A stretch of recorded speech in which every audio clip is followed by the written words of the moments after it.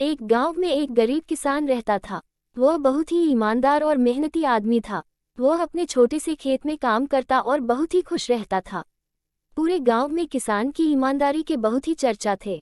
उसका एक दोस्त था जो उस गांव के राजा के यहाँ सिपाही का काम करता था। वह किसान से उसके घर रोज मिलने जाता था।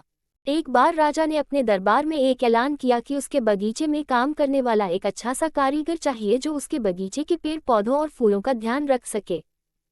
राजा का यह ऐलान सुनकर किसान के दोस्त सिपाही ने सोचा कि यही मौका है कि किसान से मित्रता निभाने की। मैं उसे यहाँ बगीचे में काम पर लगवा दूंगा, उसका वह मेरा साथ भी रहेगा एवं किसान का भला भी हो जाएगा।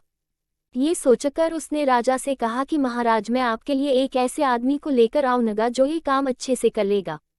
सभी राजा ने उस सिपाही को आदेश दिया कि जाओ, कल से ही बगीचे में काम करने के लिए कह दो। उसी वक्त वह सिपाही अपने दोस्त किसान के पास पहुंच गया और उसने किसान को बगीचे के काम की सारी बात बता दी और किसान ने भी काम करने के लिए खुशी खुशी हाँ कर दिया। अगले ही दिन अपने दोस्त के साथ राजमहल पहुंच गया। सिपाही उसे राजा के सामने लेकर गया और राजा ने उस किसान को बगीचे की पूरी देखभाल का काम सौंप दिया। राजा ने कहा, तुम अगर पूरी ईमानदारी के साथ काम करोगे तो तुम्हें 50 सोने की मुद्राएं हर महीने दूंगा। किसान खुशी खुशी बगीचे में काम करने के लिए हाँ कर देता है और वह उसी वक्त बगीचे में काम करने लगा। किसान बगीचे में बहुत दिल लगाकर काम करता था। कुछ दिन बीत गए। किसान ने बगीचे को बहुत सुंदर व हरा भरा बना दिया। राजा को उसका काम बहुत पसंद आया। एक दिन किसान बगीचे में कुछ खुदाई कर रहा था तो उसने जमीन के नीचे कुछ महसूस किया। तो उसने खुदाई की तो देखा वहां नीचे एक बड़ी सी संदूक थी। किसान ने वह संदूक बाहर निकाला और खोला तो क्या देखा, वह सोने और चांदी से भरी हुई थी। ये देखकर किसान बहुत खुश हुआ और अपनी ईमानदारी दिखाते हुए राजा के पास पहुंचा। राजा किसान की ईमानदारी देखकर बहुत खुश हुआ और उसके साथ वहां गया जहां किसान ने खजाना निकाला था।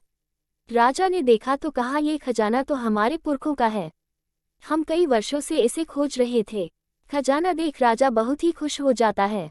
राजा अगले दिन किसान को पूछता है, तुम्हें क्या इनाम चाहिए? किसान बोला, मालिक मुझे कुछ नहीं चाहिए, मेरे पास जो भी है मैं उसी में खुश हूँ। राजा उसकी इतनी अच्छी बात सुनकर और खुश हो गया और उसने किसान को अपना मंत्री बनाने का फैसला किया। किसान ने राजा की बात मान ली और मंत्री बन गया।